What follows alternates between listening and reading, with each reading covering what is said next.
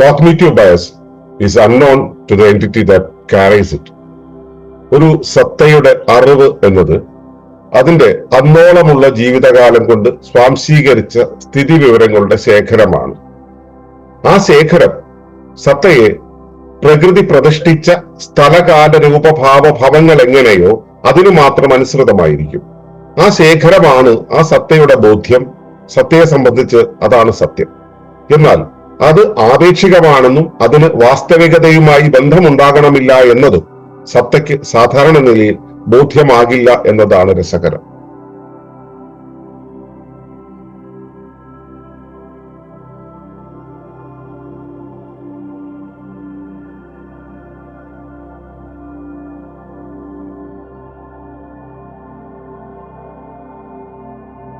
തുടർന്നു കാണുന്നതിന് മുമ്പായി ഈ വിഷയം ഇഷ്ടമായെങ്കിൽ ഒന്ന് ലൈക്ക് ചെയ്യുക, കമന്റ് ചെയ്യുക, ഷെയർ ചെയ്യുക.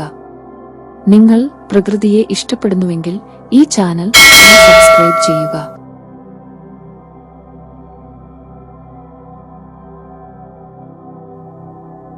ഏവർക്കും നമസ്കാരം. ശുഭകരമാകട്ടെ, ദിനം സന്തോഷകരമാകട്ടെ, സൗഖ്യകരമാകട്ടെ. അനുഭവങ്ങളും അനുഭൂതികളും നമ്മെ ഏവരെയും നയിക്കുമാറാകട്ടെ.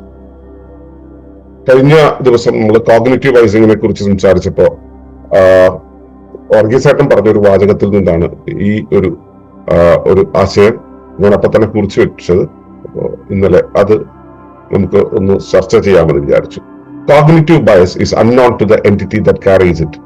ഈ കോഗ്നിറ്റീവ് ബയസ് എന്ന് പറയുന്ന സംഭവം ഉണ്ടല്ലോ, അതായത് ഞാൻ ജ്ഞാനത്താൽ സ്വാധീനിക്കപ്പെടുന്നു, ഞാൻ അറിഞ്ഞു വെച്ച സ്ഥിതി വിവരങ്ങളാൽ സ്വാധീനിക്കപ്പെടുന്നു എന്ന കാര്യം അത് ക്യാരി ചെയ്യുന്ന, ആ കോഗ്നിറ്റീവ് ബയസ് ക്യാരി ചെയ്യുന്ന സത്തയ്ക്ക് ബോധ്യമാകില്ല എന്ന കാര്യം. അത് പറയുമ്പോൾ നമ്മൾ ഇവിടെ മുതൽ തുടങ്ങണം. ഒരു സത്തയുടെ അറിവ് എന്നത് അതിന്റെ അന്നോളമുള്ള ജീവിതകാലം കൊണ്ട് സ്വാംശീകരിച്ച സ്ഥിതി വിവരങ്ങളുടെ ശേഖരമാണ് എന്നുള്ളത്. അപ്പോ അറിവെന്ന് പറയുന്നത് അനുരൂപനമാണെന്ന് നമുക്കറിയാം. അനുരൂപനം എന്നാൽ പൊരുത്തമാകൽ എന്ന് പറയുന്ന ഒരവസ്ഥയ്ക്ക് വേണ്ടിയുള്ള സജ്ജീകരണങ്ങളാണ് മറ്റ് ജ്ഞാനതലങ്ങളെല്ലാം തന്നെ. അപ്പോ പരിപൂർണമായിട്ടുള്ള അനുരൂപനം ഉണ്ടാകുന്നത്, അനുരൂപപ്പെട്ടിരിക്കുന്ന അവസ്ഥ എന്ന് പറയുന്നത് അതിന്റെ സ്വതസിദ്ധമായ ജന്മത്വമാണ്, അല്ലെങ്കിൽ സഹജാവബോധമാണ്. എനിക്ക് ഭക്ഷണം ചെല്ലാൻ പാകത്തിൽ വായ എന്നുള്ള ഒരു രൂപത്തിൽ ഒരു സംഭവം ഉണ്ടാകുന്നതും ഒരു അവയവം ഉണ്ടാകുന്നതും അതിനുശേഷം എനിക്ക് ഈസോഫേഗസ് പോലുള്ള ഭക്ഷണത്തെ പതുക്കെ കയറ്റിക്കൊണ്ടുപോകാൻ പാകത്തിലുള്ള ഒരു അന്നനാളി ഉണ്ടാകുന്നതുമൊക്കെ എന്റെ ജന്മത്വമാണ്, ജനിക്കുമ്പോൾ എനിക്ക് കിട്ടുന്നതാണ്. അപ്പൊ പ്രകൃതി അതിനുവേണ്ടി സംവിധാനം ചെയ്തിട്ടുള്ളതാണ് എന്നെ. അത് തന്നെയാണ് എന്റെ പരമമായ ജ്ഞാനം എന്ന് പറയുന്നത്. എന്തായി ഇരിക്കുന്നുവോ അത് തന്നെയാണ് എന്റെ പരമമായ ജ്ഞാനം. പക്ഷെ ഈ ജ്ഞാനം എന്ന് പറയുന്ന അവസ്ഥയിലേക്ക് നമ്മൾ എത്തിച്ചേരുന്ന ഒരവസ്ഥയുണ്ട്. ഇത് ജന്മത്വമായിട്ട് കിട്ടിയതാണെങ്കിൽ മറ്റുള്ളവയെല്ലാം പരിസരവുമായി പൊരുത്തപ്പെട്ട് അതിനോട് അനുരൂപപ്പെടാനുള്ള ഒരു വഴക്കം എന്നുള്ളൊരവസ്ഥ, അതിനുള്ള ഒരു സജ്ജീകരണം എന്നുള്ളൊരവസ്ഥ പതുക്കെയാണ് ഉണ്ടാവുക. പരിസരത്തോട് ഇടപെട്ടുകൊണ്ടിരിക്കുമ്പോൾ ഉണ്ടാകുന്നതാണ്. ഞാൻ ജനിക്കുന്ന സമയത്ത് ഞാൻ എന്താണോ ജന്മത്വമായിട്ടുള്ളത് അത് മാത്രമായിട്ടാണ് ഉണ്ടായിരിക്കുക എങ്കിൽ, ജനിച്ചതിനു ശേഷമുള്ള എന്റെ വളർച്ചയുടെ ഓരോ ചുവടിലും ഞാൻ എന്റെ പരിസരവുമായി ഇടപെട്ടുകൊണ്ടിരിക്കുന്നു. ആ ഇടപെടലിനനുസരിച്ച് എന്റെ ഉള്ളിൽ മാറ്റങ്ങൾ ഉണ്ടായിക്കൊണ്ടിരിക്കുന്നു. അപ്പൊ ഇടപെടലിന്റെ ആദ്യഘട്ടം എന്ന് പറയുന്നത് ഞാൻ എന്റെ പരിസരത്ത് നിൽക്കുന്നു എന്നുള്ളതാണ്. എന്റെ പരിസരത്ത് നിൽക്കുന്ന സമയത്ത് അവിടെ നിന്ന് കിട്ടുന്ന പല കാര്യങ്ങളും ഞാൻ കാണുന്നു, കേൾക്കുന്നു, അറിയുന്നു. അപ്പോ ഇതെല്ലാം തന്നെ എന്റെ പഞ്ചേന്ദ്രിയങ്ങൾ കൊണ്ട് ഞാനിങ്ങനെ ശേഖരിച്ചു കൊണ്ടിരിക്കുകയാണ്. അപ്പൊ ഈ ശേഖരം ആണ്, ഇന്ദ്രിയങ്ങൾ കൊണ്ട് ശേഖരിക്കുന്നതാണ് എന്നിൽ പ്രേരണയായിട്ട് ചെലുത്തുന്നത്. ഉയർന്ന ഒരു ശബ്ദം ഉണ്ടാകുമ്പോൾ ഞാൻ ഞെട്ടിത്തെറിക്കുന്നത് ആ പ്രേരണ കൊണ്ടാണ്. ഒരു വല്ലാത്ത കാഴ്ച കാണുമ്പോൾ ഞാൻ ഞെട്ടുന്നത് അതുകൊണ്ടാണ്. അത് പിന്നെ ആ കാഴ്ച പിന്നീട് വെറും കാഴ്ച എന്നുള്ളതിന് പകരം അതിന് ചിത്രീകരണങ്ങൾ ഉണ്ടാവും. അതിനെക്കുറിച്ച് നമ്മൾ വീണ്ടും ആ കാഴ്ച കാണുമ്പോൾ നമ്മൾ അതിനെക്കുറിച്ച് ഭാവന ചെയ്തു തുടങ്ങും. ഭാവനയാണ് പിന്നീട് നമ്മുടെ ഉള്ളിൽ, നിരന്തര ഭാവനയാണ് നമ്മുടെ ഉള്ളിൽ വിശ്വാസം എന്നുള്ള രീതിയിൽ ധാരണയായിട്ട് രൂപപ്പെടുന്നത്. ആ ധാരണയ്ക്കനുസരിച്ചുള്ള പ്രവർത്തന സജ്ജീകരണമായി ശരീരത്തിൽ മാറ്റമുണ്ടാകുന്നത്. അതാണ് അനുഭവമായിട്ട് മാറുന്നത്. അപ്പോ വെളിയിൽ നിന്നും കിട്ടുന്ന കാര്യങ്ങൾ ഓരോന്നും ഇങ്ങനെ നമ്മുടെ ഉള്ളിലേക്ക് വന്നാണ് ഒടുവിൽ നമ്മുടെ ശിക്ഷിതാവബോധം എന്ന രൂപത്തിലേക്ക് നമ്മളിൽ മാറ്റം ഉണ്ടാക്കി തീർക്കുന്നത്. അപ്പോ വെളിയിൽ നിന്നും കിട്ടുന്ന സ്ഥിതി വിവരം അനുസരിച്ച്, ഇതാണ് സ്ഥിതി എന്നതിനെ കുറിച്ചുള്ള വിവരം the information about the state, information about the state of the എൻവയാണ്. അതാണ് ഞാൻ ഉള്ളിലേക്ക് എടുക്കുന്നത്. അതിങ്ങനെ സംഭരിച്ച് അതിനെ വിശകലനം ചെയ്ത് കൂട്ടിക്കിഴിച്ച് അതിനെ സംഭരിച്ചു വെക്കുന്ന ആ സംഭരണമാണ് നമ്മുടെ അറിവ്. ദ പ്രോസസ് ഓഫ് കോഗ്നീഷൻ എന്ന് പറയുന്നത്, അറിയൽ എന്നുള്ള പ്രക്രിയ ഈ ഒരു സംവിധാനത്തിലൂടെയാണ് കയറി വരുന്നത്. അപ്പോ ഇങ്ങനെ അറിഞ്ഞു വരുന്ന ഒരു കാര്യമുണ്ടല്ലോ, ആ ശേഖരം സത്തയെ പ്രകൃതി പ്രതിഷ്ഠിച്ച സ്ഥലകാല രൂപഭാവ ഭവങ്ങൾ എങ്ങനെയോ അതിന് മാത്രം അനുസൃതമായിരിക്കും.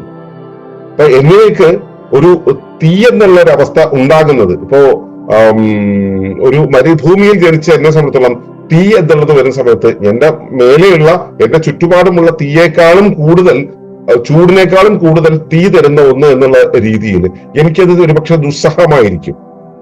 ഞാൻ ഐസ് നിറഞ്ഞൊരു സ്ഥലത്താണ് ഇരിക്കുന്നതെങ്കിൽ അവിടെ എന്റെ ശരീരത്തെ ഉയർന്ന തണുപ്പിൽ നിന്ന് രക്ഷപ്പെടുത്താനുള്ള ഒരു ദേവഭാവത്തിലായിരിക്കും അഗ്നി ഉണ്ടാവുക. അപ്പോ ഈ രണ്ടിടത്ത് വെച്ചും, രണ്ട് പശ്ചാത്തലത്തിൽ വെച്ചും ഞാൻ അനുഭവിക്കുന്ന കാഴ്ചകൾ എന്നിൽ ഉണ്ടാക്കുന്ന ആ ഭാവത്തിൽ വ്യത്യാസം ഉണ്ടാവും. അത് എനിക്ക് നൽകുന്ന സംഭവത്തിൽ വ്യത്യാസം ഉണ്ടാവും. അതിന്റെ രൂപത്തിൽ, അതിന്റെ കാലത്തിൽ, ഏത് കാര്യം ഒരു സത്ത ഉണ്ടാകുന്നുണ്ടെങ്കിൽ ആ സത്തയ്ക്ക് അല്ലെങ്കിൽ ഒരു സത്ത ആവിഷ്കരിക്കപ്പെടുന്നുണ്ടെങ്കിൽ, ട്രാൻസ്ഫോം ചെയ്യപ്പെടുന്നുണ്ടെങ്കിൽ, അത് ഏത് രൂപത്തിലാണെങ്കിലും ശരി, അതിന്റെ സ്ഥലം, കാലം, രൂപം, ഭാവം, ഭാവം, ഇത് പ്രകൃതിയാണ് അതിന്റെ ഡിറ്റർമിനിങ് ഫാക്ടർ എന്ന് പറയുന്നത്. പ്രകൃതിയാണ് തീരുമാനിക്കുന്നത് ഇത് എങ്ങനെ ആയിരിക്കണം എന്നുള്ളത്.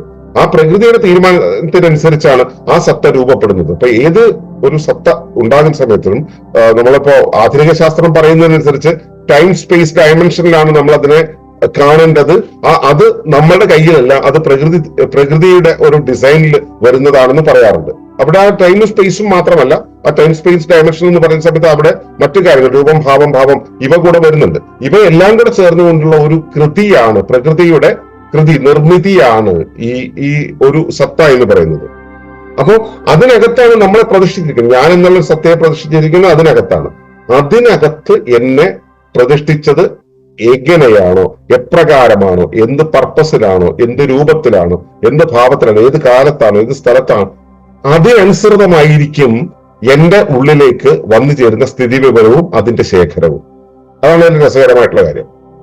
അപ്പോ ഞാൻ എന്താണോ, എന്റെ പർപ്പസ് എന്താണോ, ഞാൻ ഏത് രൂപത്തിലാണോ, ഏത് ഭാവത്തിലാണോ എന്നുള്ളത്, എങ്ങനെയൊക്കെയാണ് എന്റെ അനുഭവങ്ങൾ വന്നു ചേരുന്നത്, ഞാൻ എവിടെ നിന്നാണോ നോക്കുന്നത്, അതിനനുസരിച്ച് ഇതിലിങ്ങനെ മാറ്റം ഉണ്ടായിക്കൊണ്ടേയിരിക്കും.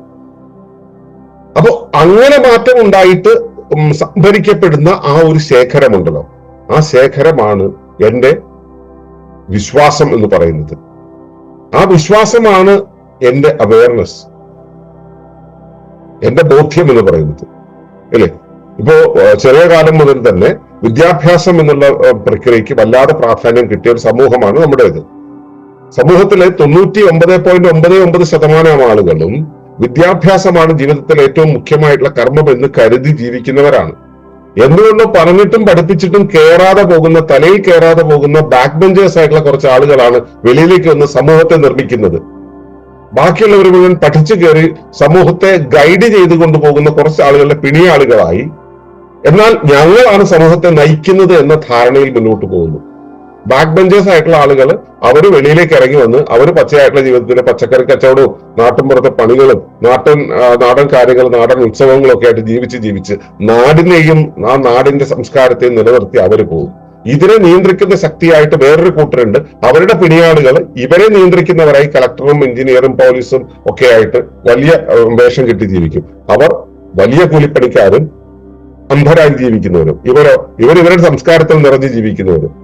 എന്നിട്ടും അവർ വിചാരിക്കുന്നു അവർ ഉന്നത കുലജാതരാണ്. ആ രീതിയിൽ അവർ ജീവിച്ചു പോകുന്നു. കാരണം അവരുടെ അവയർനെസ് അതാണ്, അവർക്ക് അറിയേണ്ടതും അതാണ്, ഇവർക്ക് അറിഞ്ഞത് ഇതാണ്. അതുകൊണ്ട് ഇവരിതിങ്ങനെ ജീവിച്ചു പോകുന്നു. അപ്പോ ഇതെല്ലാം തന്നെ ഇവരെവിടെ നിൽക്കുന്നു എന്നുള്ളത്, ഇവർ ദരിദ്രനായി ജീവിക്കേണ്ടി വരുന്നു, സമ്പന്നനായി ജീവിക്കേണ്ടി വരുന്നു, അധികാരിയായി ജീവിക്കേണ്ടി വരുന്നു എന്നുള്ളത് സത്യത്തിൽ അങ്ങനെ ഒരു അധികാര ശബ്ദത്തിൽ പറയുന്ന സമയത്ത് നമുക്ക് കാണുമ്പോൾ ചിരിയാണ് വരിക.